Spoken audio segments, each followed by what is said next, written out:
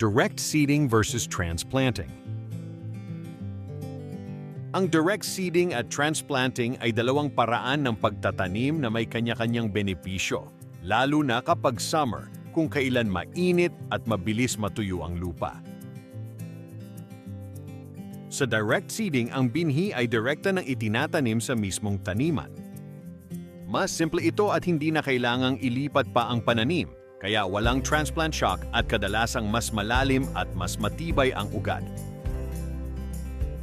Gayunpaman, sa tag-init, mas mataas ang risk na matuyo ang lupa o hindi tumubo ng maayos ang binhi kung kulang sa dilig. Samantala, sa transplanting, ang binhi ay pinapatubo muna sa seed tray or seedbed bago ilipat sa permanenteng taniman kapag may ilang tunay na dahon na ito.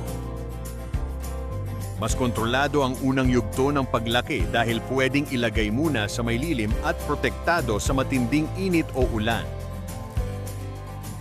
Ngunit may posibilidad ng transplant shock kapag inililipat na, lalo na kung hindi maingat ang paghawak o kung sobrang init ng panahon. Tuwing tag-init, mas mainam ang direct seeding para sa mga pananim na ayaw maistorbo ang ugat tulad ng okra, sitaw, mais, kalabasa, carrots at radish. Mahalaga rito na diligan muna ang lupa bago maghasik.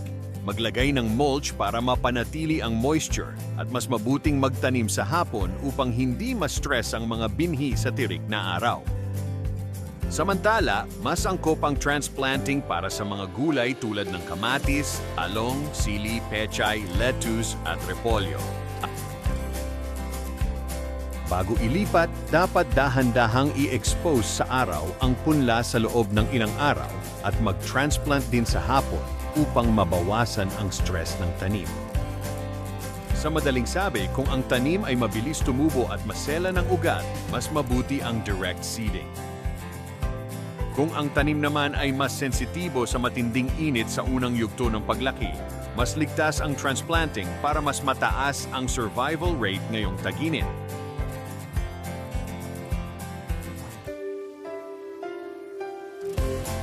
Tumutok sa aming YouTube channel para sa iba pang tanim tips.